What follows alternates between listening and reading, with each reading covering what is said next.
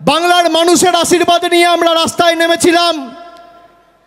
একদিকে 10 কোটি মানুষের আশীর্বাদ, আর একদিকে কেন্দ্র সরকারের ইডি, সিবিআই, মন্ত্রীরা, সুপ্রিম কোর্ট, হাইকোর্ট, বিচার ব্যবস্থার একাংশ,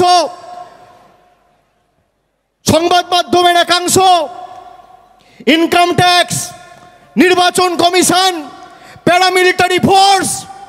গোহারা হেরেছে, জয় হয়েছে বাংলার মানুষের। সেই 100 দিনে সুপ্রিম কোর্ট রায় দিয়েছে যে বাংলার মানুষকে টাকা দিতে হবে। আমরা বলেছিলাম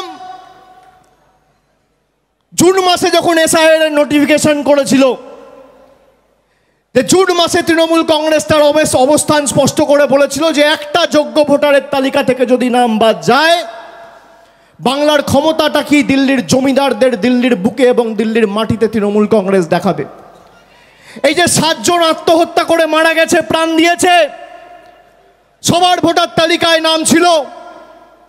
যখন ইচ্ছা যাকে ইচ্ছা বাংলাদেশি বলে আখ্যায়িত করে ডিপোর্ট করে দিচ্ছে।